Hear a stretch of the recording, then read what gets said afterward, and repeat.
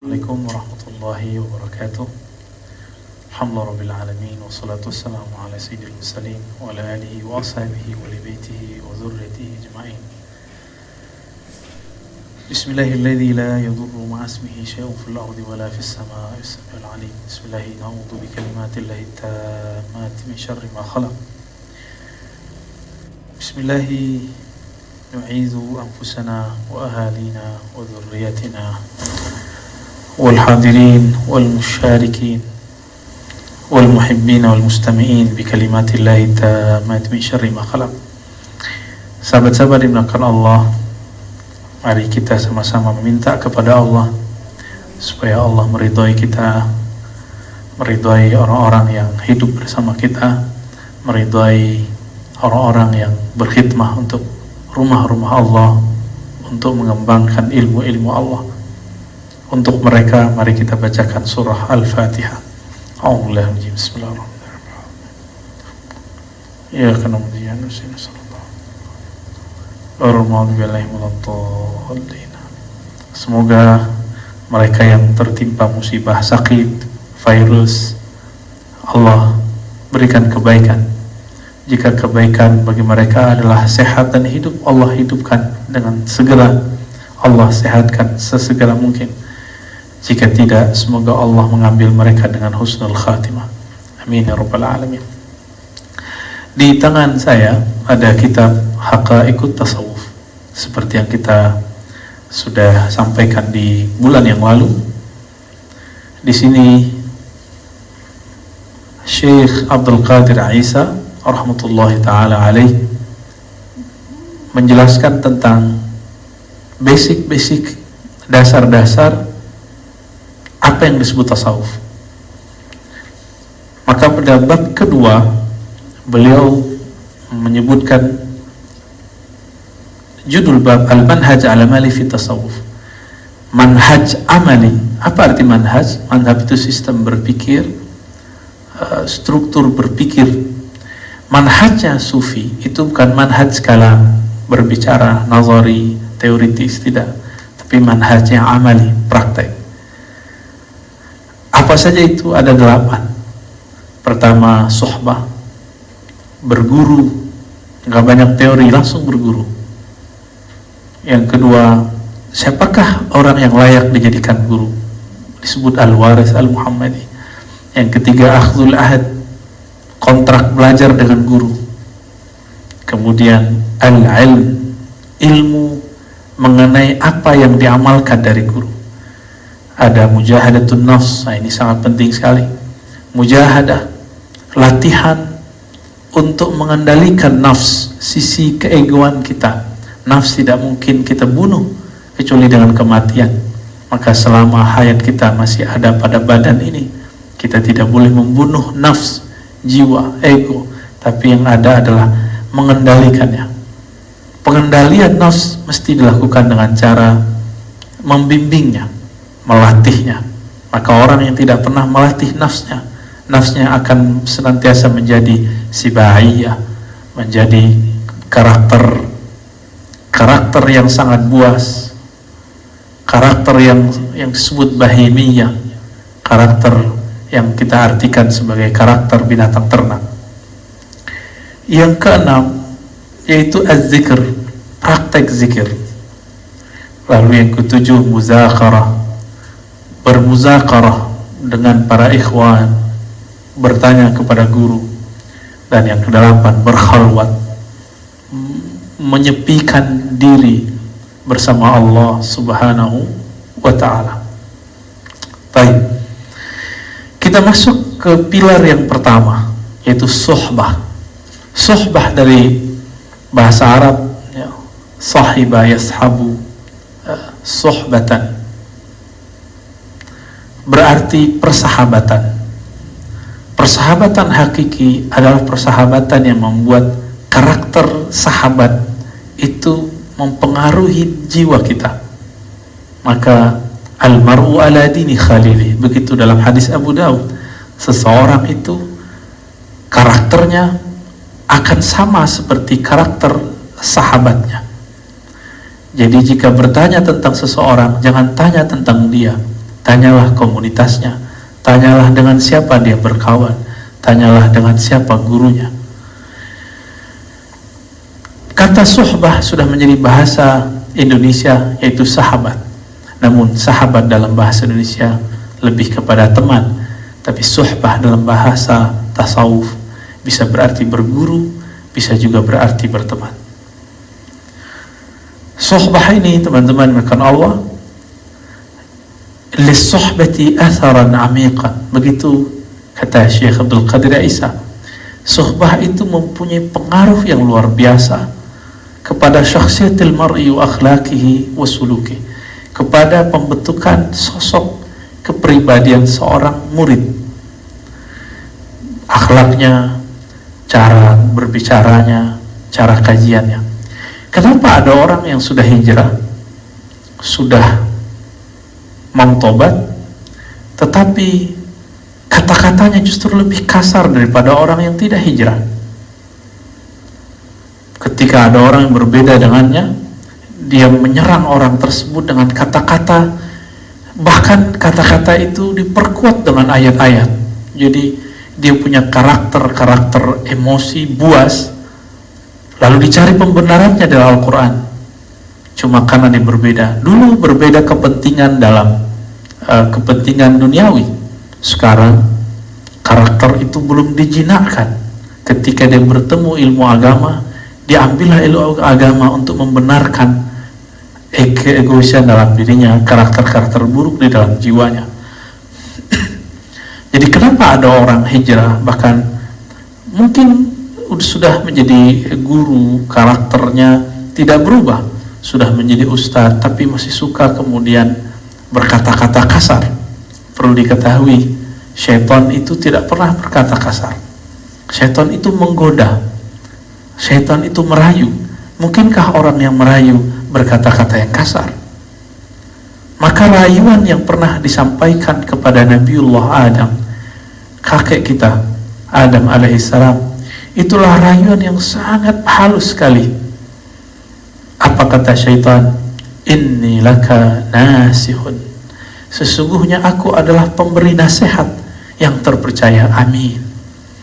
Begitu iblis mempromosikan, membranding dirinya, sehingga Nabi Adam pun karena tahu, oh iblis ini orang yang sudah tua di surga, perlu dipertimbangkan kata-katanya. Namun ketika Nabiullah Adam terusir dari surga, apakah beliau menyalahkan iblis? Tidak, beliau menyalahkan dirinya sendiri. Rabbana zalamna. Kenapa Sayyidina Adam tidak menyalahkan iblis? Karena waktu tergoda, Nabi Adam tidak lagi mempunyai karakter hewan ternak yang tamak, hewan buas yang emosional. Bahkan meskipun terpedaya, tapi karakter iblis alhamdulillah tidak menempel pada diri beliau.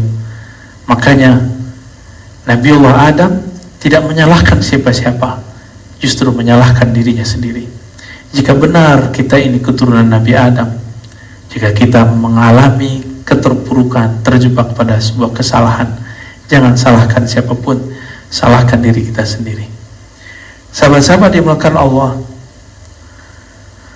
para sahabat radhiyallahu ta'ala anhum, pada paragraf yang ketiga dikatakan, wa manala sahabah radhiyallahu ta'ala anhum hadzal maqam as-sami, para sahabat tidak sampai kepada makom tingkatan yang tinggi ini, wa darajat rafi'ah ba'dan kanu fi zulumatil jahiliyah, setelah mereka berada dalam kegelapan akhlak orang jahiliyah, illa bi musahabatihim la Rasulillah sallallahu alaihi wasallam wa mujalasatihim lah, kecuali setelah mereka suhbah dan julus kepada Nabi, suhbah berguru kepada Nabi, duduk bersama Nabi dan mendengarkan kata-kata Nabi.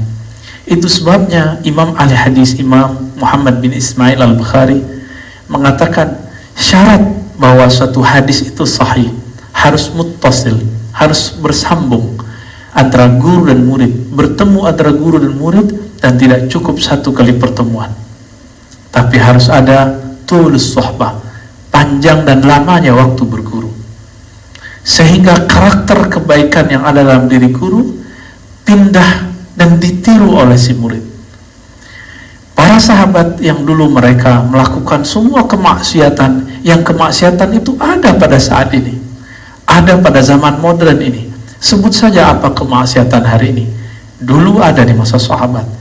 Dengan karakter bercahaya dalam diri Nabi Muhammad SAW, itu mampu menerangi kembali kegelapan hati mereka. Dengan cara apa? Dengan cara mereka hadir bersama Nabi, hadir di majelis Nabi, ikuti akhlak-akhlak Nabi, melihat hari-hari Nabi. Jadi sangat sederhana, bukan dengan cara kuliah di kampus 4 tahun, S2 2 tahun, 3 tahun, atau S3 4 tahun, tidak. Tapi dengan cara mengikuti hari-hari Nabi SAW. Lalu akhlak Nabi yang ada pada sahabat itu diambil oleh tabi'in. Disebut tabi'in artinya orang yang mengikuti, taba'a, orang yang mengikuti baginda Nabi SAW melalui sahabat. Kenapa para tabi'in tidak langsung mengatakan, gak usah ikut sahabat, langsung saja kepada Rasul? Tidak. Mereka meyakini Rasulullah masih hidup di alam yang lain, tapi secara akhlak mesti berguru ke muridnya Rasulullah. Begitulah tabi'ut tabi'in, generasi setelahnya. Tapi kenapa ada hari ini orang mengatakan tidak usah ikut guru, langsung saja kepada Allah dan Rasulnya? Apakah kita ini seorang Rasul sehingga bisa langsung meminta kepada Allah, sehingga langsung bisa berkomunikasi dengan Allah? Jika memang antum sudah sanggup langsung berkomunikasi kepada Allah, silakan. Bahkan tidak perlu dengan Rasul, langsung saja kepada Allah, mungkin menjadi Rasul yang baru. Tapi itu mustahil. Nabi mengatakan, la nabiyya ba'di, tidak ada nabi setelahku. Berarti jika ingin berkoneksi kepada Allah Subhanahu wa Ta'ala, kita mesti melewati Nabi Muhammad SAW. Nabi Muhammad secara fisik sudah masuk ke alam lain, maka kita mesti bertemu dengan orang yang pernah bersahabat dengan beliau. Mereka pun sudah wafat, maka digantikan generasi setelahnya sampai hari ini mereka masih ada. Mereka yang disebut dengan al-warras atau al-wurras al-muhammadi, para pewaris Nabi Muhammad SAW. Dan ini sahabat-sahabat maka Allah dikatakan di halaman 42-nya, khalidah amma khalidah ila qiyamis sa'ah, ini akan kekal sampai hari kiamat. Fa inna li Rasulillah sallallahu warasan minal ulama'il arifin. Kenapa? Inilah perbedaan umat Muhammad dengan umat selainnya. Umat Nabi Muhammad mempunyai pewaris-pewaris yang bersanad bersilsilah sampai akhir zaman. Mereka lah orang-orang yang arifina billah, yang mengenal Allah, bukan sekedar mengenal kitab-kitab, bukan sekedar yang mampu berdiskusi, tapi mereka adalah orang-orang yang mewarisi cahaya dari qalbu Nabi Muhammad sallallahu alaihi wasallam. Ya.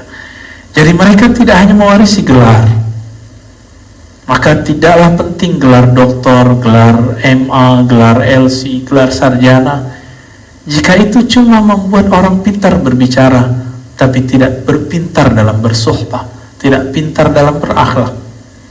Maka sahabat-sahabat dulu di masa Rasulullah, yaktabisuna min nurih, mereka mengambil cahaya itu dari Nabi Muhammad SAW, lalu diwariskan ke orang setelahnya. Inilah yang Nabi katakan, tuba liman ra'ani wa amana bi, beruntung mendapatkan cahaya siapapun yang melihatku, beruntung ya dan beriman kepadaku.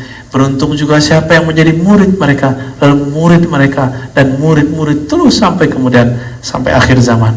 Alhamdulillah, Allah izinkan kita berguru kepada orang-orang yang mempunyai silsilah keilmuan kepada baginda Nabi Muhammad sallallahu alaihi wasallam. Dan ini teman-teman yang dimuliakan Allah, tidaklah dapat diperoleh dengan sekedar membaca kitab, dengan sekedar hanya membaca Quran sendiri. Bukan berarti kita melarang orang baca kitab, bukan berarti kita melarang orang baca Quran. Suatu kali Ubay bin Ka'ab dalam halaman 45 diceritakan bahwa beliau melihat di masjid dan mendengar ada orang baca ayat Al-Quran yang berbeda dengan yang dia dengar dari Nabi Muhammad SAW. Kisah ini kan berulang kembali Ketika kita melihat di masjid ada orang beramal berbeda dengan cara amalan yang kita terima dari guru kita atau ustadz yang kita anggap ustadz ahli sunnah, ustadz anti bid'ah. Apa yang terjadi? Kita ingin mengingkarinya. Tapi dulu karena Rasulullah masih hidup, maka orang ini diseret dibawa kepada Nabi. Ini juga terjadi pada Sayyidina Umar. Sayyidina Ubay juga sama. Ketika datang kepada Rasulullah, Rasulullah tidak langsung menghakimi apa yang dilakukan oleh Nabi. Nabi kemudian mengatakan kepada mereka berdua, kamu bacakan apa yang kamu hafal dari Quran, kamu juga bacakan. Mereka masing-masing membacalah. Apa kata Nabi? Anda dua-duanya benar. Artinya teman-teman, sahabat-sahabat karena Allah, kebenaran mutlak milik Allah, tapi jalan mencapai kebenaran lebih daripada satu. Kebenaran mutlak hanya satu, tapi jalan mencapai kebenaran lebih dari satu. Maka jangan pernah memonopoli kebenaran yang hanya itu milik Allah Subhanahu wa ta'ala. Maka Rasulullah kemudian menepuk dada Ubay. Apa kata Ubay? Qad ghasyani darbun fi sadri. Ya. Ketika Nabi menepuk dadaku, maka seakan-akan dadanya bergetar, diliputi sesuatu, ya. Ka'ani anzuru ilallah, sampai akhir hadis, seakan aku melihat kepada Allah Subhanahu wa ta'ala.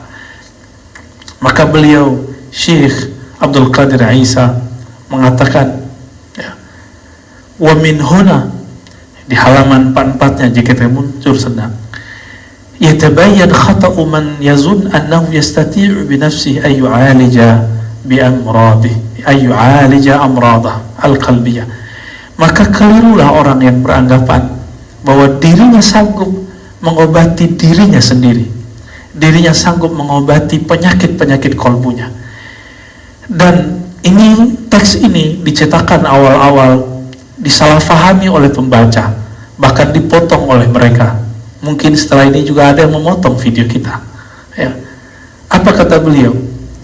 Keliru juga orang yang mengira ayatakhallasa min ilalihin nafsiyah, dia sanggup terbebas dari penyakit-penyakit keegoan bimajarrat qiraatil Quran, dengan hanya membaca Al-Quran. Syekh Abdul Qadir Isa pada bagian footnote-nya mengatakan, kalimat aku ini disalahfahami oleh orang-orang yang berprasangka buruk. Mereka mengira saya melarang orang baca Quran, menghina orang baca Quran. Begitulah orang-orang yang hasad, selalu melintir kata-kata lalu tidak menjelaskan apa maksudnya, selalu motong kalimat tanpa menjelaskan kesempurnaannya. Dari dulu, dari masa beliau ternyata sudah begitu. Jika hari ini ada, mungkin mereka satu komplotan, satu pewaris. Ternyata sifat buruk pun diwariskan. Setiap orang yang ego tidak mau berguru akan mengalami hal yang sama dengan orang-orang sebelumnya, walaupun formulasinya berbeda. Bahkan kata beliau, wal ittila' ala hadis Nabi SAW, bahkan orang yang hanya membaca hadis Nabi dari buku-buku, dari lembaran kertas, itu tidak akan terbebas dari sifat-sifat zulumat, kegelapan dalam dirinya, jika hanya sekedar membaca tapi tidak berguru kepada orang yang membacanya. Zalika li'anna al-kitab wa sunnah qad jama'an wal adawiyah. Kenapa? Karena Quran dan sunnah itu ibarat taman herbal, ibarat ruang yang di situ ada macam-macam obat, macam-macam bahan pengobatan, yang bahan-bahan itu hanya bisa diramu oleh pakarnya. Dalam bahasa Arab disebut dengan saidali. Barangkali hari ini kita sebut dengan seorang pakar apoteker. Fala budda ma'ahum min tabibin. Seorang apoteker pun tidak bisa sendiri, dia butuh diagnosa dari seorang dokter. Maka butuh seorang tabib, yasifu li kulli da'in dawa'u wa li kulli illatin ilajuha. Butuh seorang dokter yang mampu menjelaskan, ini obat untuk penyakit apa, ini penyakit obatnya apa. Al-Quran itu obat, syifa'un lima fis sudur. Namun siapa yang mengerti bahwa ayat ini obat penyakit ini? Hanya orang-orang yang mewarisi obat itu dari baginda Nabi SAW, dan itu tidak bisa cuma dengan sekedar membaca kitab. Saya sering membuatkan analog, jika teman-teman mampu membaca 1000 kitab kedokteran, apakah sudah boleh membuka praktek kedokteran?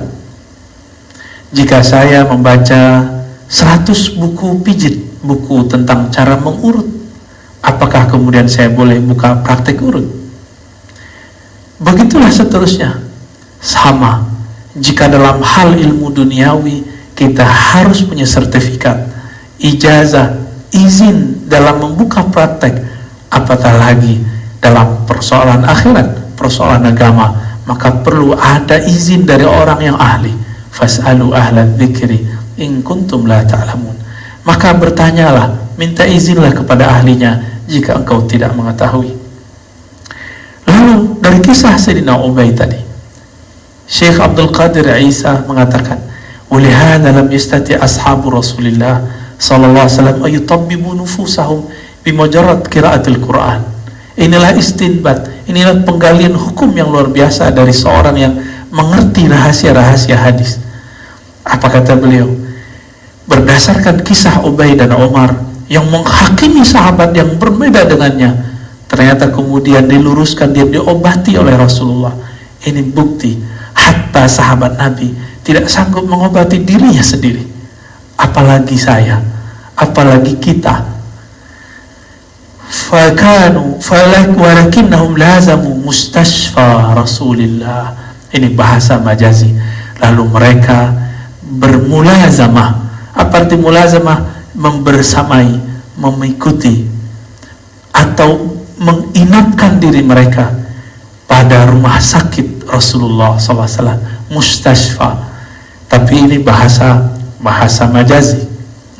Fakana huwa al-muzakki lahum wal musharrif ala tarbiyatihim wal musyrif ala tarbiyatihim. Maka Rasulullah SAW yang kemudian membersihkan kotoran-kotoran di kalbu mereka, membimbing rohani mereka. Inilah yang disebut at-tabib ar-ruhi, guru yang menjadi obat penyakit-penyakit rohani. Inilah makna surat Al-Jumu'ah yang biasa kita baca, huwallazi ba'atha fil ummiyina rasulan minhum. Dialah yang mengutus seorang nabi, seorang rasul dari kalangan yang ummi, yatlu alaihim ayatih, mengalirkan bacaan ayat-ayat Allah kepada mereka, wa yuzakkihim, lalu membersihkan mereka, wa yu'allimuhumul kitab wal hikmah, baru mengajarkan mereka kitab dan hikmah. Kita terbalik, kita ajarkan dulu dalil, baru dibersihkan kolbu. Tapi sebelum kolbu bersih, orangnya sudah merasa bersih, akhirnya tidak kunjung bersih kolbunya. Ketika dia menjadi dai, jadi ustadz, maka penyakit-penyakit kolbu yang belum dibersihkan itu terbawa dalam pengajarannya, terbawa dalam bimbingannya. Jika karakter emosinya belum dibereskan, belum diobati, maka dia mengajar dengan keemosian. Jika karakter kasarnya, kata-kata yang menjijikkan, kata-kata menghardik belum dibersihkan dari kolbunya, dia jadi ulama, jadi ustadz, maka dia akan menghardik siapapun yang berbeda dengannya. Nauzubillah min dzalik. Maka beliau mengatakan berdasarkan ayat ini, fatazkiyatu syai' wa ta'limul Quran syai' akhar, halaman 46. Penyucian jiwa itu sesuatu bab yang tersendiri. Wa ta'limul Quran syai', mentransfer knowledge, keilmuan tentang Quran, itu bab yang berbeda, tidak boleh disamakan, ya. Maka teman-teman yang mulakan Allah, beliau mengatakan, kam nasma'an unasin mutahayyirin yaqra'una al-Quran wa yattali'una ala al-ulum al-islamiyya kathira wa yatahaddathuna al-wasawis syaitaniyah wa hum ma'a dhalika la yastati'una ay takhallasu minha fi salatihim. Paragraf kedua di halaman 4 dan 6 ini betul-betul menampar saya dan kita semua. Betapa banyak kita dengar, kata Syekh Abdul Qadir Isa, orang-orang yang hafal Al-Quran, orang-orang yang mampu mutola'ah ilmu-ilmu yang luar biasa, bahkan bergelar Syekh, Kiai Haji, Doktor, LCMA, sarjana agama, sarjana hukum, sarjana, sebutkan semua gelar. Mereka mampu berbicara teori-teori tentang ilmu kerohanian, tetapi karena mereka tidak berguru, tidak bersuhbah, mereka tidak sanggup ayatakhallasu min hafiz salatihim. Mereka tidak sanggup untuk berlepas dari was-was saat sholat mereka.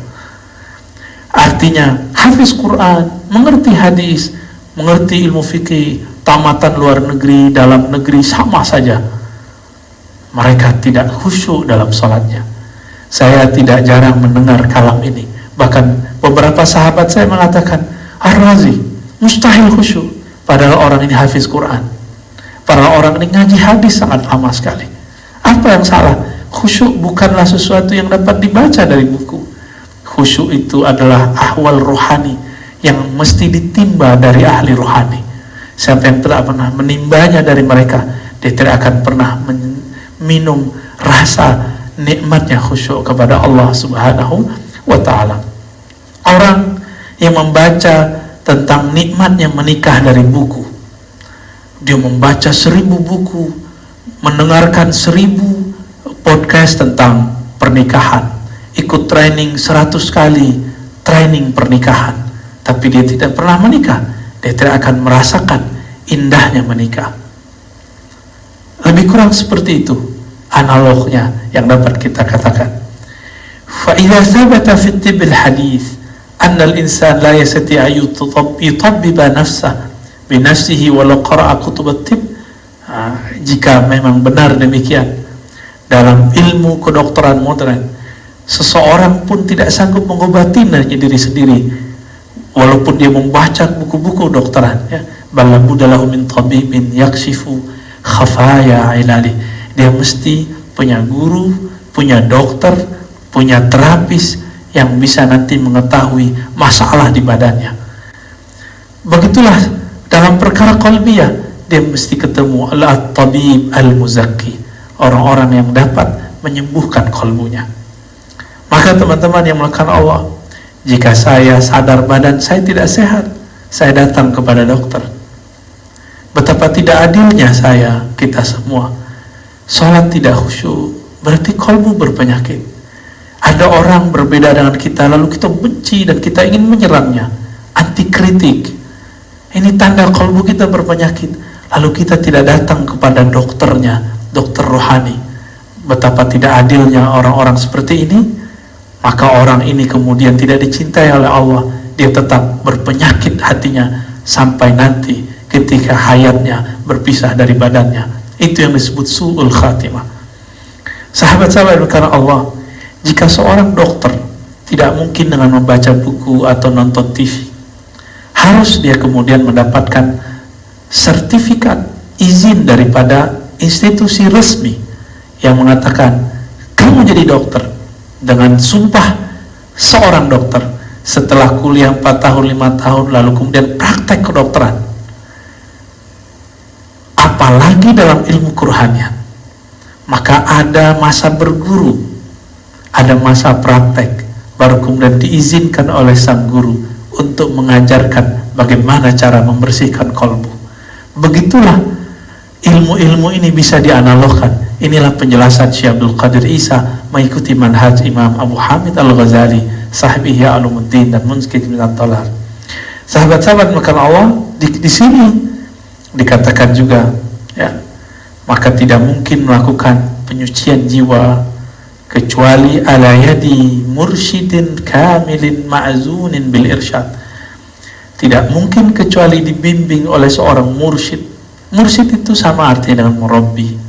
Mursyid itu sama artinya dengan seorang trainer atau seorang yang mampu kemudian menjadi mentor rohani kita. Kamil di situ bukan berarti sempurna, tiada celah. Kamil di situ berarti orang yang telah menyelesaikan tahapan-tahapan latihannya. Ma'zun, lalu dapat sertifikasi dari gurunya yang disebut dalam keilmuan kita ijazah. Bil irsyad, izin untuk apa? Bukan sekedar mengamalkan zikir. Maka ijazah itu secara umum ada ijazah mengamalkan zikir, ada ijazah mengajarkan zikir, ada ijazah membimbing para pezikir. Sahabat-sahabat yang melakukan Allah, ijazah tersebut diwariskan dari masa ke masa. Dulu ada yang dengan lisan, kemudian karena zaman berubah, orang butuh bukti, maka sekarang ditulis dalam lembaran-lembaran kertas. Tapi bagi pemburu-pemburu ijazah, jangan senang dulu kalau sudah dapat ijazah kertas, karena kemurnian kolbu tidak ada pada kertas, kemurnian kolbu ada pada kolbu itu sendiri. Walaupun saya dapat 1000 ijazah dari guru mursyid, jika tidak pernah mengamalkan ilmunya, tidak pernah suluk bersuhbah kepada mereka, maka ijazah tinggal ijazah, kolbunya tetap bermasalah. Lalu kemudian Maulana Syekh Abdul Qadir Isa menyebutkan di sini ada 7 dalil suhbah di Quran, karena ini zaman orang berdalil. Silakan dilihat surah Al-Ahzab ayat 23, Al-Kahf ayat 28, kemudian Luqman ayat 15, Furqan ayat 27 sampai 29, kemudian Zukhruf ayat 67, Al-Furqan ayat 59, dan begitu juga kisah Nabiullah Khidir dan Nabi Musa, Al-Kahf, surah Al-Kahfi ayat 66 sampai 67. Sahabat-sahabat yang dimuliakan Allah, pendek cerita, 7 dalil itu ada pada dalil yang ke-7. Sayyidina Musa sudah jadi nabi. Coba bayangkan, seorang rasul, seorang nabi bisa berkalam-kalam dengan Allah, tapi masih butuh seorang guru. Adakah di antara kita yang lebih mulia daripada Nabi Musa? Para sufi, para ahli tasawuf dituduh, difitnah oleh dajjal-dajjal zaman sekarang, dajjal-dajjal teri, yang mengatakan bahwa sufi meyakini wali lebih tinggi dari para nabi. Tidak, wallahi, demi Allah, ini tuduhan buhtanun azim, ini tuduhan yang sangat keji sekali. Tidak pernah ada dalam kitab Imam Al-Hakim At-Tirmizi, ahli hadis, ahli sufi di masa salafus saleh mengatakan hal itu. Tidak ada di kitab Ibn Arabi, tidak ada di kitab Ibn Sab'in, tidak ada di kitab sufi manapun yang mengatakan bahwa wali lebih tinggi daripada sufi. Semua itu adalah karena gagal baca, tidak bersuhbah kepada ahlinya, hanya membaca 1 lembar lalu tidak mengikuti lembaran berikutnya. Sahabat-sahabat bukan Allah, Nabi Musa ditanya oleh seseorang, adakah orang yang lebih alim darimu wahai Musa? Dia menjawab tidak. Maka Allah tegur agar masih berguru kepada Nabiullah Khidir, bal ya ibn Mulkan. Seorang nabi, seorang rasul masih berguru. Kita siapa? Antum siapa? Saya siapa? Anda siapa? Jika kita sudah mengenal diri kita, pasti kita akan mencari guru yang akan membimbing kita kepada Allah SWT. Imam Ghazali, Abu Hamid Al-Ghazali masih berguru kepada Yusuf An-Nasaj, kemudian Abu Ali Al-Farmadi, dan guru-guru yang lain. Imam Ghazali hafal ribuan hadis. Semua dalil di kitab Ihya beliau hafal, karena beliau ahli hadisnya hanya sampai pada level ahli hadis versi ahli fiqih. Maka beliau menghafalkan matannya, teksnya, tapi tidak menghafalkan sanadnya. Berbeda dengan Ibnu Jauzi yang mengkritisi Imam Ghazali, hafal sanad dan matannya. Tapi zaman hari ini cuma mengajarkan arba'in 42 hadis disebut ustaz sunnah. Ya, orang cuma baca kitab Sahih Bukhari dianggap sudah langsung berbicara kepada Nabi atau langsung bisa berguru kepada Nabi. Betapa jauhnya manhaj kita dengan manhajnya ulama-ulama terdahulu. Sahabat-sahabat yang dimuliakan Allah, apa kontrak belajar antara Nabi Musa dan Nabi Khidir? Kata Nabi Musa dengan rendah hati beliau berkalam dalam surah Al-Kahfi ayat 66. Di kitab ini halaman 47. Hal attabi'uka ala an tu'allimani mimma ulimta rushda. Apakah engkau perkenankan aku wahai balia Khidir agar engkau mengajariku apa-apa yang Allah ajarkan kepada engkau daripada rushda, petunjuk-petunjuk. Maka seorang guru yang mampu memberikan rushda disebutlah guru itu mursyid. Rasyada, ya, yang kemudian fa'ilnya disebut rasyid atau arsyada, yurshidu, irsyadan, fahuwa mursyidun. Mursyidnya Nabi Musa adalah Nabiullah Khidir alaihissalam. Maka gelarnya Nabiullah Khidir Syekhul Anbiya wa Syekhul Awliya, Syekhul Anbiya siwa Muhammadin, Syekhul Awliya kullihim. Guru para nabi selain Nabi Muhammad, gurunya para wali, semuanya wali-wali yang tinggi. Berkata Nabiullah Khidir alaihissalam, innaka lan tastati'a ma'iya sabra, kamu tidak akan sanggup bersamaku untuk sabar. Zaman sekarang orang-orang yang tidak memahami bab ini kemudian menuduh Nabi Khidir masih sudah mati dan wafat. Teman-teman, hitunglah kapan Zulkarnain hidup, lalu hitunglah jaraknya dengan Nabi Musa. Jika kita menghitung umur manusia biasa, tentu beliau sudah tidak bertemu dengan Nabi Musa. Nabi Musa tidak bertemu dengan beliau karena sudah mati. Zulkarnain sudah mati, tapi Nabi Allah Khidir masih bisa ditemui oleh Nabi Musa. Maka ini dalil yang cukup untuk membersihkan cara berpikir kita yang tidak benar, yang mengatakan dengan tergesa-gesa dan emosi bahwa Khidir sudah mati. Betapa tidak beradabnya orang ini kepada Nabi Musa. Seandainya kalam ini kita pakai bahwa setiap masa kemudian orang akan mati, tidak, Nabi Khidir telah minum ma'ul hayah, air kehidupan. Maka Nabi Musa mati, beliau tidak mati. Sahabat-sahabat dimakan Allah, nanti di waktu tertentu kita akan membahas satu kitab yaitu yang berjudul Az-Zahrun Nadar fi Halil Khidir, ya, tentang bagaimana ahwal Khidir yang ditulis oleh Imam Al-Hafiz Ibn Hajar Al-Asqalani, insyaallah tabaraka wa ta'ala. Lalu beliau menyebutkan dalilnya sebenarnya banyak di Quran, ada ratusan, begitu judul hadis ratusan, kemudian disederhanakan dalam hadis menjadi 6 dalil. Hadis pertama, Nabi mengatakan masalul jalis salih wa jalis su' kamasalil misk wa nafihil kir, ya, orang yang punya teman yang baik dan yang tidak baik seperti berteman dengan penjual parfum, yang satu lagi ahli besi, tukang besi. Walaupun tidak ikut menjual, tapi ikut harum. Walaupun tidak ikut mengerjakan, melakukan apapun terhadap besi, tidak pandai besi, jika kita mendekat pasti ada bau logam menempel di badan. Maka sahabat-sahabat karena Allah, kita adalah sahabat kita. Siapa sahabatmu? Itulah akhlakmu. Kemudian dikatakan dalam hadis Nabi SAW beriwayat Abu Ya'la dengan riwayat yang sahih, Ibnu Abbas meriwayatkan bahwa ada yang berkata kepada baginda Nabi, ayyu julasa'una khair, wahai Rasulullah, siapakah teman yang bisa kami jadikan tempat bergaul, tempat duduk bersama?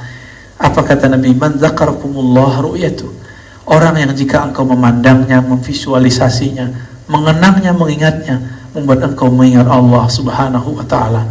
Inilah dalil rabitah. Hadis makna diriwayatkan oleh Imam Abu Nuaim, Imam Ahmad, Imam Hakim dengan lafaz yang berbeda-beda. Sedangkan di lafaz ini ada tambahan wazada fi ilmikum mantiqu, jika dia berbicara kalamnya menutrisi keilmuanmu. Wa dzakarakum fil akhirati amalu, jika engkau lihat amalnya, akhlaknya, membuat kamu mendapatkan zat, bekal di akhirat. Sahabat-sahabat dimuliakan Allah. Kemudian dalam hadis yang keempat kita loncat, Nabi SAW mengabarkan nanti di akhirat akan ada sekelompok orang, bukan nabi, bukan syuhada, tapi mereka dikagumi oleh para nabi dan para syuhada. Mereka mempunyai posisi manzilah makan, posisi yang tinggi di hadirat Allah Subhanahu wa ta'ala. Lalu mereka bertanya, ya Rasulullah, fakhabirna manhum, siapakah mereka wahai Rasulullah? Lalu Nabi menjawab, hum qaumun tahabbu biruhillah, mereka adalah kaum yang saling mencintai dengan ruhnya Allah.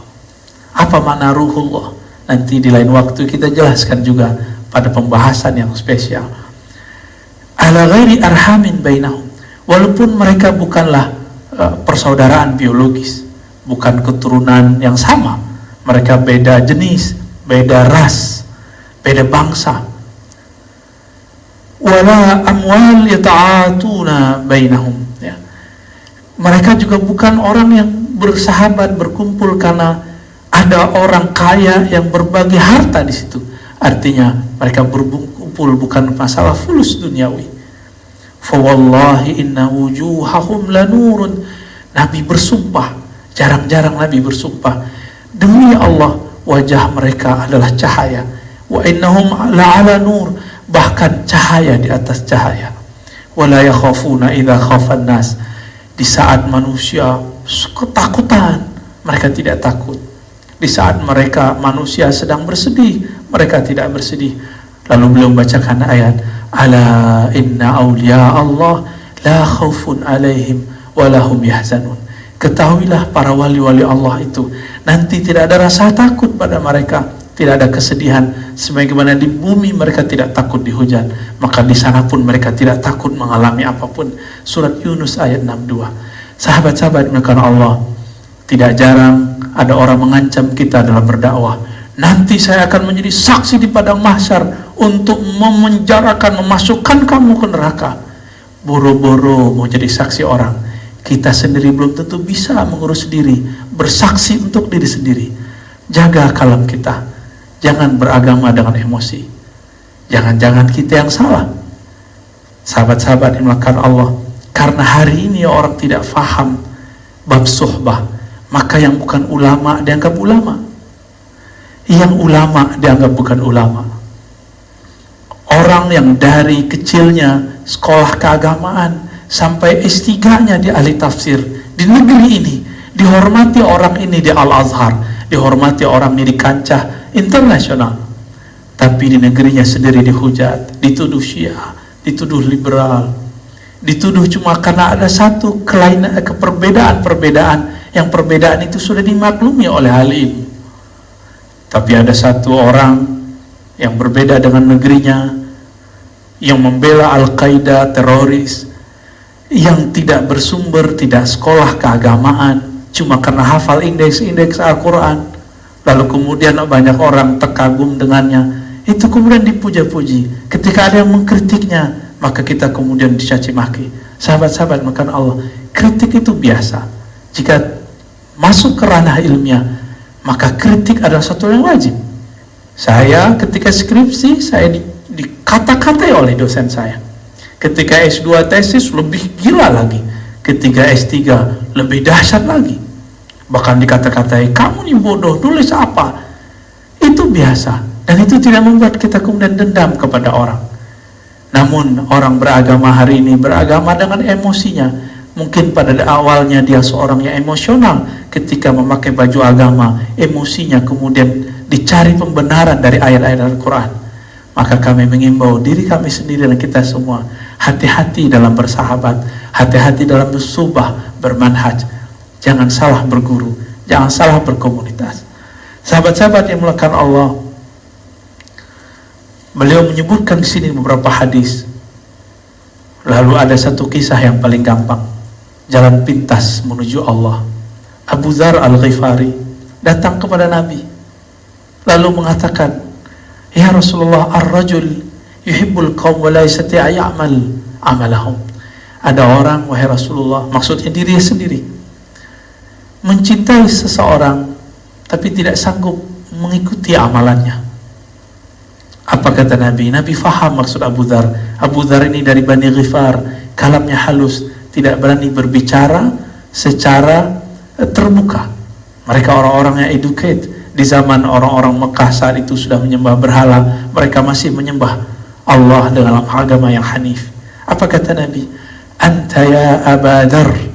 Ketika Abu Dzar menggunakan kata kiasan, Nabi langsung menjelaskan secara terbuka, wahai engkau, wahai Abu Dzar, ma'aman ahbabta, akan bersama siapapun yang engkau cintai. Jika cinta dengan Nabi, akan bersama dengan Nabi. Mana bukti cinta kita kepada Nabi? Sudahkah kita bersolat kepada Nabi? Sudahkah meniru akhlak Nabi? Nabi ketika dicaci maki tidak balas mencaci maki. Ketika beliau dilempari oleh orang-orang Taif dengan lemparan yang menyakitkan dan menghinakan, beliau tidak membalas dengan doa sumpah serapah, hadakallah, saya akan jadi saksi engkau nanti di akhirat. Tidak. Ya, cari makan. Tidak. Nggak ada kalam-kalam begitu. Ya, bahkan tidak ada kalam anjing. kalam monyet, kalam binatang-binatang. Teman-teman, jika kolbu kita di dalamnya masih ada kebun binatang, maka yang keluar nanti nama-nama binatang. Jika di dalam kolbu ini ada kekotoran seperti WC, maka yang keluar nanti sumpah serapah yang jorok seperti yang ada di tempat buang air. Maka orang-orang seperti ini wajib dibersihkan. Maka sahabat-sahabat yang mendapatkan sahabat atau musuh seperti ini, jangan membalas. Orang ini masih perlu diobati. Suatu kali Hanzalah dan Abu Bakar bertemu di jalan. Apa kata Abu Bakar? Kaifa anta ya Hanzalah? Ada apa dengan wajahmu wahai Hanzalah? Berarti di zaman Rasulullah para sahabat pun mengalami kegoncangan. Jangan dikira sahabat itu langsung sempurna. Mereka mengalami proses-proses juga. Mereka tidak kemudian cukup baca buku atau nonton YouTube atau ikut Zoom semata atau baca lembaran-lembaran terjemahan, tidak. Mereka kemudian mengadu, berguru kepada Nabi. Bertemulah dua orang ini di tengah jalan. Apa kata Hanzalah? Nafaqah Hanzalah. Hari ini Hanzalah telah munafik wahai Abu Bakar. Qala subhanallah ma taqul. Apa maksudmu wahai Hanzalah? Ya. Lalu dia menjawab, nakunu ma'inda Rasulillah yudzakkiruna bil jannati wan nar ka'anna ra'ya 'ainin. Ketika Nabi mengajari kami tentang surga neraka, seakan-akan kami langsung memandang surga neraka. Ini yang kita sebut kasyaf. Beberapa orang kita diceritakan surga neraka, Allah perlihatkan dalam alam rohaninya tentang surga neraka. Ada orang yang tidak, dia cukup dengan tasdik dan percaya. Tapi kasyaf bukanlah jaminan orang ini selalu benar. Inilah Hanzalah. Dia kemudian merasa dirinya tidak benar.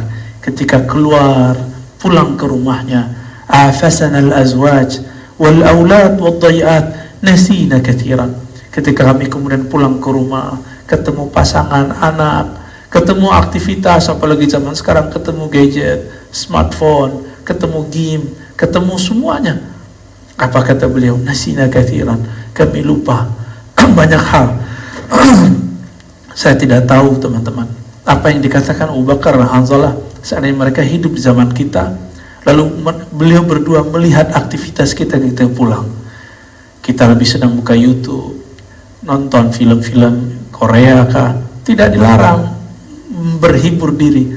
Tapi jika waktu kita menghibur diri dalam sifat duniawi lebih banyak daripada ukhrawi, maka inilah yang dikatakan oleh Hanzalah. Hanzalah menuduh dirinya munafik, tidak menuduh orang munafik. Inilah sahabat Nabi, tidak pernah mengatakan dirinya munafik, tapi dia mengatakan nafaqah Hanzalah. Hanzalah lah yang munafik. Kata Abu Bakar, wallah, saya juga begitu. Ternyata Abu Bakar menemukan hal yang sama dengan Hanzalah. Selevel Abu Bakar merasakan hal yang sama, apalagi saya. Saya juga yakin teman-teman sahabat merasakan yang sama. Kemudian datanglah mereka kepada Rasulullah. Lalu Rasulullah mendengar kalam Hanzalah. Apa kata Hanzalah? Nafaqah Hanzalah ya Rasulullah. Hanzalah munafik wahai Rasulullah. Lalu disebutkan, dilaporkanlah persoalan yang tadi. Apa kata Nabi? Nabi nggak bilang ke ente munafik, ente kacau, enggak. Nabi mengatakan, walladzi nafsi biyadih, demi zatku, demi jiwaku yang ada dalam genggamannya. Lau tadumuna ala ma kunta kununa indi fi dzikri wa fi dzikri la safatkumul malaika ala furushikum wa fi turukikum. Walakin ya Hanzalah sa'a wa sa'a. Nabi mengatakan, lau tadumun, seandainya kamu berpegang teguh, membawa rasa kerinduan surga, rasa bersamaku ke rumahmu. Ini yang kita sebut rabitah, rabitatul syekh, rabitatul kubur, rabitatul akhirah. Mengikatkan hati dengan guru, mengikatkan hati dengan akhirat.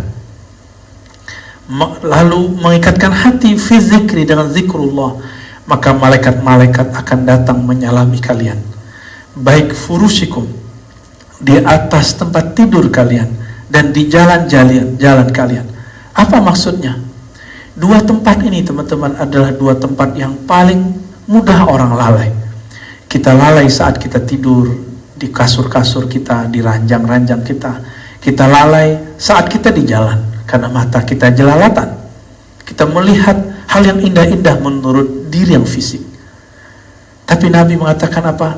Kalau kamu bisa istiqomah membawa rasa ini ke rumahmu, ke tempat bekerjamu, ke tempat manapun engkau pergi, maka malaikat akan menyalamimu.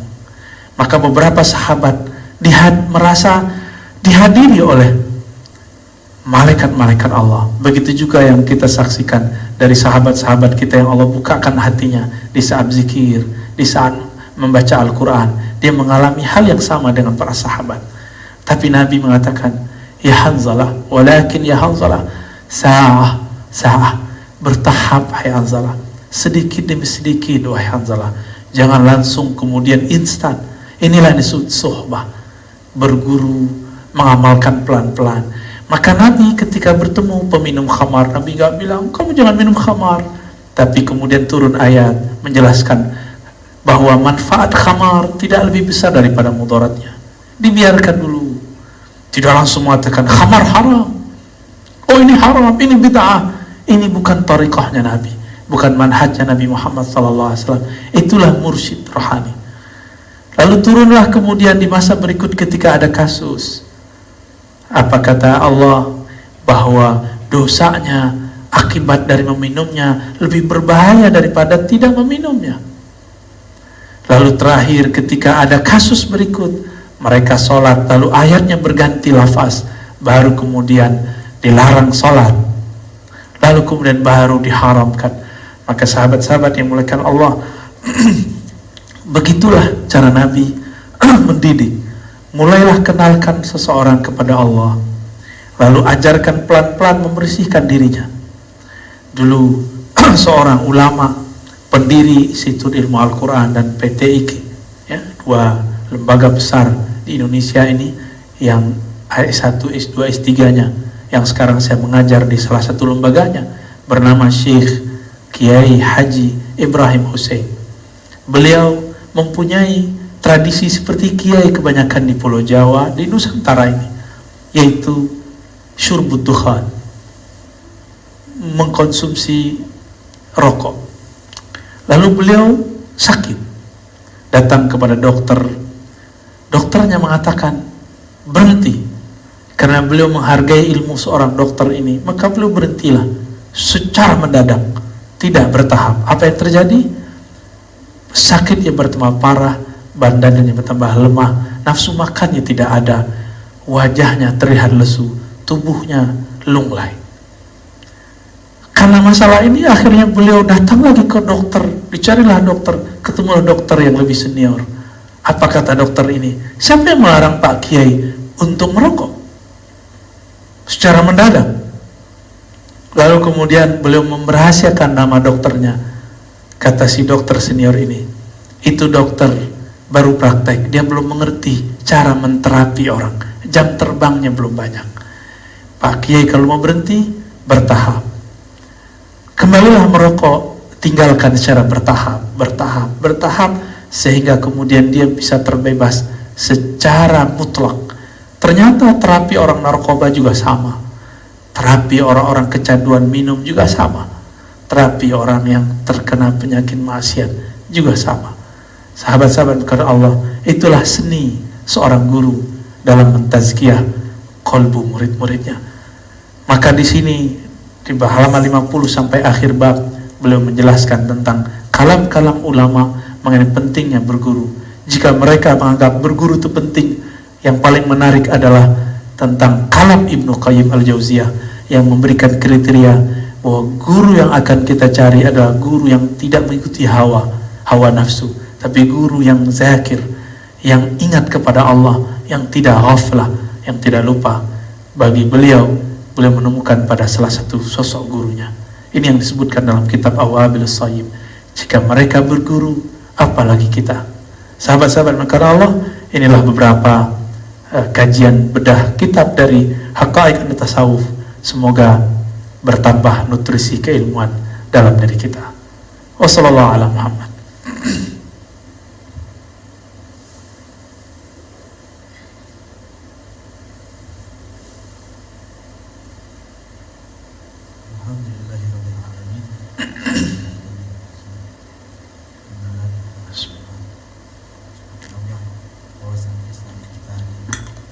Allah.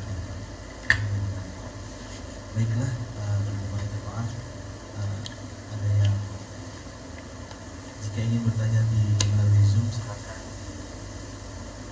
Lewat chat aja ya.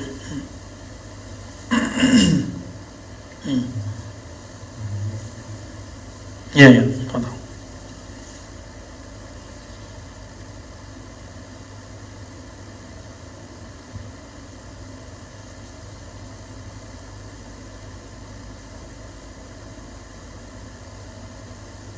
Sebelumnya jemaah Hmm. jadi kalau tidak tahu Hmm. jadi ada jemaah kita yang sudah Muslim Hmm.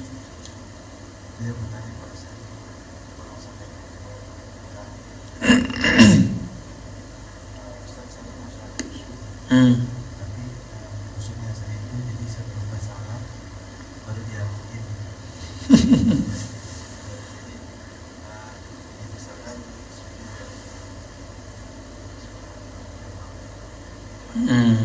Ya. bisa tahu atau memang harus berbarengan jadi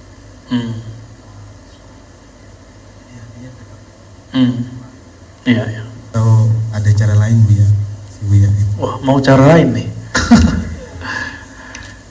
Teman-teman yang mulakan Allah, khusyuk itu bukanlah menerjemah.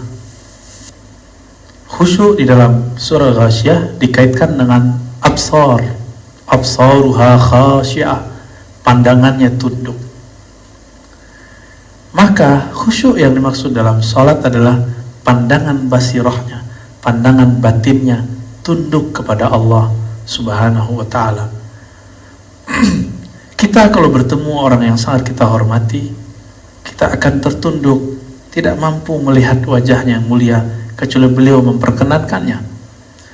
Dulu waktu saya berguru kepada masyaikh-masyaikh dari Suriah, kita awalnya tidak sanggup memandang wajah mereka sampai mereka mengatakan, tabi'uni, matanya lihat sini. Ini perbedaan orang kita berguru dengan orang Arab. Kita berguru kok kiai-kiai masyaikh kita, mata kita tertunduk. Ini yang disebut adab. Tapi bagi mereka melihat wajahnya yang disebut beradab, itu juga disebut khusyuk. Betul, banyak metode untuk khusyuk. Tapi Nabi tidak pernah memaksakan umat untuk menerjemah dan memahami bacaan yang kita baca. Inilah masalah dosa-dosa kita yang sudah kita timbun lama. Kita belajar Al-Quran, cuma belajar hafalannya, bacaannya, tapi tidak melatihkan memahami maknanya. Maka orang-orang di luar agama kita, peneliti-peneliti dari barat sana, mereka heran, kenapa ada orang Islam baca Quran tapi dia tidak mengerti isinya, membacanya lancar tapi pemahamannya tidak mengerti. Ini aneh daripada umat Islam. Sedangkan di agama mereka, kitab-kitab sucinya diterjemah, meskipun kemudian pasti terjadi beberapa perubahan, tapi targetnya mereka membaca lalu faham. Di dalam Islam, untuk menjaga keutuhan, kemurnian, keotentikan Quran tidak boleh dibawakan yang di dalam sholat itu adalah Quran terjemahan, mesti Quran yang asli, yaitu teks Arabnya. Di luar itu kita boleh menerjemah. Tapi teman-teman, metode memahami bacaan untuk khusyuk itu metode biasa, metode lama. Ini yang diistinbatkan orang, janganlah kamu sholat wa antum sukara. Jangan kamu sholat, kamu dalam keadaan mabuk sampai kamu sadar apa yang kamu baca. Tapi orang yang membawa makna ayat ini ke mana khusyuk, ini tidak memahami asbabun nuzulnya dengan baik. Asbabun nuzul ayat ini adalah orang-orang yang sholat dalam keadaan mabuk, dan mereka tidak memahami apa yang dia baca, nggak sadar apa yang dia baca, sehingga merubah beberapa ayat. Bukan orang seperti orang Indonesia atau sekitar Indonesia yang tidak mengerti bahasa Arab lalu membaca. Ini bukan mabuk. Jadi betapa kita zalim kepada umat lalu mengatakan mereka yang tidak paham baca Quran lalu disebut mereka mabuk. Jika demikian, maka semua mungkin 90% orang yang sholat di masjid-masjid kita adalah orang mabuk. Karena yang mengerti, yang nyantri, yang belajar bahasa Arab cuma beberapa orang. Maka adakah cara lain? Pertanyaan terakhir ini yang akan kita jawab. Ada. Khusyuk itu terbit dari kolbu. Maka bersihkan kolbu dari selain Allah, isilah dia dengan nama Allah, keagungan sifat-sifat Allah, maka rasakanlah sholat Anda, sholat kita, sholat antum akan khusyuk. Tapi mungkinkah yang mengisinya, yang memvaksin si kolbu itu orang yang tidak ahli, cuma lewat YouTube, lewat Zoom? Tidak mungkin. Mesti berguru, bertatap muka kepada mereka. Tapi zaman ini sahabat-sahabat Allah, sepertinya berguru tatap muka susah sekali. Maka kita serahkan saja kepada Allah. Jika memang sahabat-sahabat takut untuk berguru kepada orang secara langsung karena zaman seperti ini, maka ilmui saja. Lalu ketika selesai sholat, astagfirullahalazim, minta ampun kepada Allah karena sholatnya tidak khusyuk. Jangan berhalakan khusyuk, tapi sembahlah Allah yang menyuruh kita untuk sholat. Dan khusyuk itu adalah hadiah dari Allah yang mau mengisi kolbunya dengan nama-namanya. Jadi khusyuk itu ketika mata ke tempat sujud, tubuh menghadap kiblat, kolbunya menghadap kepada nama, sifat dan zat Allah subhanahu wa ta'ala. Wallahu a'lam. Alhamdulillah, terima kasih Buya. Masya Allah, banyak mungkin, mohon maaf para jamaah, tidak bisa ditanyakan semuanya kan. Mungkin atau 3 lagi. Mohon izin ya. Ya, fadal. Pertama Buya, apakah kajian online roh kita itu bersama dengan guru Buya? Dan apakah cara online gini kita bisa bersuh?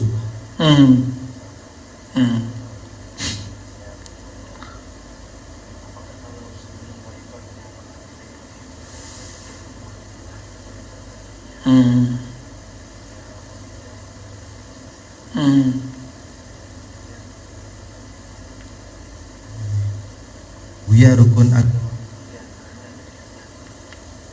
kebanyakan nih. Ya. tahapan ihsan itu metode ya, apakah thariqah itu satu-satunya untuk mengamalkan? Ya, pertama suhbah, berguru, bersahabat. Bisakah melalui online? Teman-teman yang dimuliakan Allah, guru-guru kita membolehkan transfer knowledge, keilmuan lewat online. Tapi bagaimana kita akan mentransfer ahwal rohani, semangat beribadah, semangat untuk berzikir, energi yang ada dalam kolbu seorang guru ditransfer oleh recording yang ada di dalam YouTube atau Zoom? Tentu susah.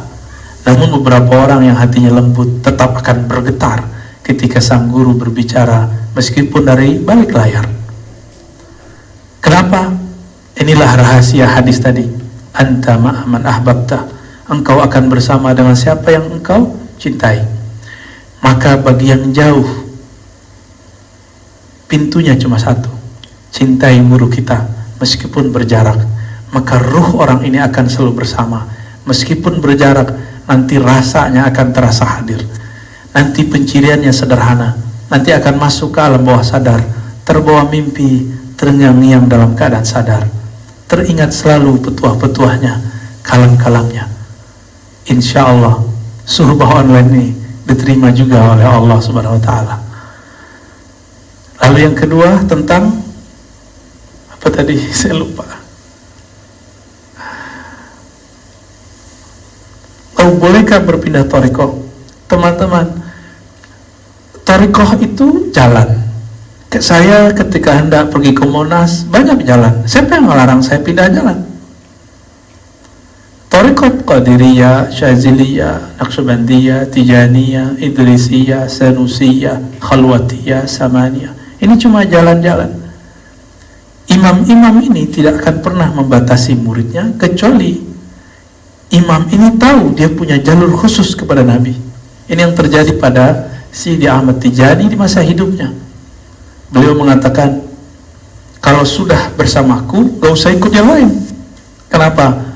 Karena beliau sudah punya akses langsung, baik secara sanad keilmuan ataupun sanad kerohanian. Begitu juga imam-imam yang lain. Tapi itu Imam Ahmad Tijani, wali yang pangkatnya sudah sampai kepada Al-Qutub Al-Ghaus. Apakah muridnya bisa begitu? Belum tentu. Mungkin ada yang begitu, ada yang tidak.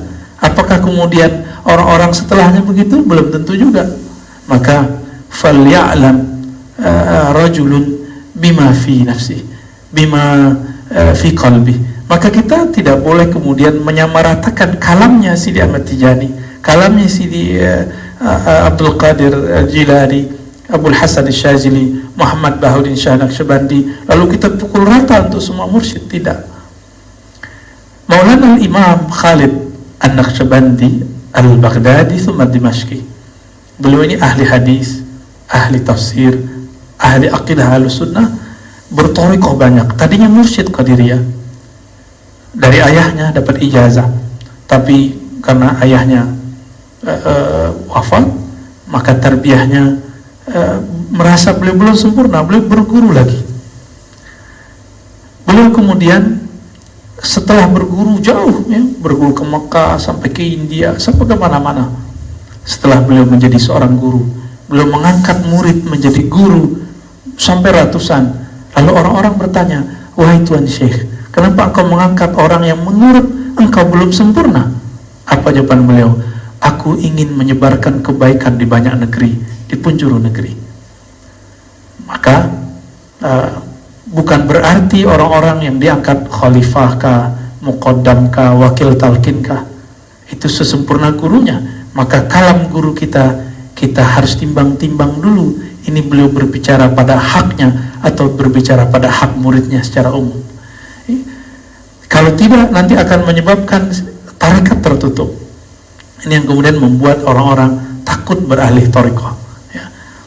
Teman-teman, berthariqah itu sama seperti sekolah. Kurikulumnya sama, tapi berbeda gurunya. Berthariqah itu sama dengan masuk ke resto. Anggap saja rumah makan Padang atau rumah makan Sunda. Nama sama, tapi ketika ahli masaknya berbeda, kita akan berbeda menikmatinya. Kita akan tandain rumah makan Padang yang ini enak, yang sono tidak enak. Sama-sama rendang, tapi berbeda. Makan liwet Sunda ini enak, yang sono kurang enak. Kenapa kita berani mengatakan seperti itu? Karena perbedaan cara menyajikan dan rasanya. Teman-teman yang melakukan Allah, jadi bolehkah saya pindah? Boleh. Jika tidak ada peningkatan spiritual, bukan berarti thariqahnya yang tidak meningkat, bukan berarti mursyidnya tidak hebat. Mungkin kita tidak berjodoh dengan mursyid tersebut, mungkin kita tidak sesuai dengan kurikulum yang ada pada thariqah tersebut. Jika demikian, pindahlah. Siru fil ard, inilah mana ayat itu. Berjalanlah di muka bumi, ya. Pandanglah dengan mata batin. Kita akan melihat, oh alam ini sangat luas. Berapa jumlah sahabat? 124.000. Sebanyak itulah thariqah di muka bumi. Namun kemudian yang bertahan, mazhab sahabat yang tadinya banyak sekali bertahan cuma 4, ini disebut mazhab yang 4. Thariqah kemudian di Indonesia diakui 40, di Mesir lebih daripada 70, bahkan sekarang sudah mulai 100-an, dan banyak lagi teman-teman yang melakukan Allah. Ini cuma thariqah, jalan. Jika saya tidak cocok dengan satu rumah sakit, satu dokter, siapa yang melarang saya untuk berpindah ke dokter dan rumah sakit yang lain? Tidak ada. Namun seorang dokter, seorang guru tentunya punya syarat. Kalau kamu ingin tuntas dalam pengobatan, kata dokter, ikuti saya sampai selesai. Saya kasih resep, tolong dikonsumsi dan hindari pantangannya sampai selesai. Tapi ada orang tidak sabar, akhirnya dia berpindah dokter. Kata dokter ini, sabar ikut saya. Dia nggak sabar lagi, dia pindah lagi. Akhirnya 40 dokter pun penyakitnya tidak sembuh karena dia tidak sabar. Maka teman-teman yang sabar dulu, coba amalkan dulu satu thariqah yang kita pelajari. Barangkali kita mendapatkan usul ilallah, disampaikan kepada Allah, baik cuma namanya, sifatnya, afalnya, apalagi mengenal zatnya. Yang sabar. Begitu juga seorang guru. Guru juga akan, misalnya guru di sekolah, jika kamu ingin mengerti, maka dengarkan baik-baik dari awal sampai akhir. Sekolah SD ada 6 tahun, sekolah kemudian SMP yang sekarang disebut kelas-kelasnya sampai berangka yang banyak, itu juga butuh tahun. Kenapa kita bisa tahan untuk makanan intelektual tapi tidak tahan untuk makanan spiritual? Betapa tidak adilnya dan tidak sabarnya kita. Wa qalilun, sedikit sekali di antara hamba kami syakur, yang banyak bersyukur. Allah menja'alna minasyakirin, amin. Yang terakhir tentang ihsan. Apakah mesti tarekat? Teman-teman dimakan Allah, jika al-Islam mesti lewat mazhab fikih, tidak ada lagi jalannya, karena itu warisan ulama salafus saleh. Jika ingin membaca Al-Quran mesti lewat tarekat tajwid. Tajwid itu juga ada tarekahnya. Jika ingin memahami ragam baca Quran mesti lewat jalur tarekah qiraat. Maka ada macam-macam qiraat. Kenapa ada orang di dunia mengakui tarekah qiraat, mazhab-mazhab qiraat, tapi giliran memahami bab ihsan dia tidak mau bertarekah, dengan ego mengatakan, oh tidak ada tarekah, saya bisa sendiri. Jika Anda merasa bisa, silakan lakukan sendiri, tapi tidak usah menyalahkan orang yang menjalani jalur tarekat ihsan. Jika fikih saja melahirkan banyak jalan-jalan, banyak mazhab, apalagi ihsan, maka akan banyak juga jalan menuju Allah. Dan di zaman akhir zaman ini, tarekat itu akan selalu diperbaharui. Contoh sederhana, orang yang ngotot, yang bersikeras dengan keahliannya seperti seorang artis, mesti tampilnya harus konser. Orang begini akan ditinggal oleh fansnya, orang-orang yang suka kepadanya. Kenapa? Zaman sekarang tidak boleh berkumpul. Dia harus berimigrasi dan beradaptasi dengan sosial media. Dia harus punya channel YouTube, dia harus punya Instagram. Kemudian dia berkarya dan disebarkan melalui sosial media. Sama, tarekat itu gak boleh kolot. Tarekat itu kurikulum, dia harus diformulasikan, dibungkus sesuai dengan hajat zaman ini. Zaman ini zaman online, ya sudah kita bagikan mana yang pantas di online kan, kita tahan mana yang tidak patut di online kan. Jika kita berbeda pendapat teman-teman, tidak masalah. Barangkali di antara kita, di antara sahabat, kiai, wali, habaib, ada yang tidak sepakat dengan saya. Ketika saya membedah satu kitab, dianggap saya ember dan vulgar, tidak masalah. Bukankah ilmu itu ada ijazahnya? Kita diijazahkan guru kita menjelaskan ini. Jika antum tidak dapat ijazah, tidak perlu marah. Banyak tarekah kepada Allah. Kita harus, ketika ilmu-ilmu tentang bid'ah sudah dibuka, ilmu tentang sunnah juga harus dibuka. Ketika orang hari ini membuka ilmu-ilmu kebatinan lewat di YouTube, zikir-zikir secara obral di YouTube, kenapa kita tidak juga membuka kajian-kajian yang murni ini, yang bersanad ini lewat sosial media? Kita melarang orang tapi tidak memberikan jalan keluar. Maka saya mengimbau diri saya sendiri dan teman-teman yang Allah titipkan ilmu ke dalam dadanya, mari beradaptasi dengan zaman ini. Maka thariqah kita akan relevan, manhaj kita akan relevan, mazhab kita akan relevan fi kulli zaman wa makan. Wa sallallahu ala nabiyyina Muhammad. Subhanakallahumma wa bihamdika asyhadu an la ilaha illa anta astaghfiruka wa atubu ilaik. Kita kirimkan doa untuk orang-orang yang terkena sakit pada hari ini, siang ini, pagi ini. Semoga Allah berikan ketabahan, Allah berikan kesembuhan bagi yang Allah takdirkan kebaikan kepada mereka. Al-Fatihah. A'udzubillahi bismillah. Ya Amin. Sallallahu ala nabi Muhammad. Assalamualaikum warahmatullahi wabarakatuh.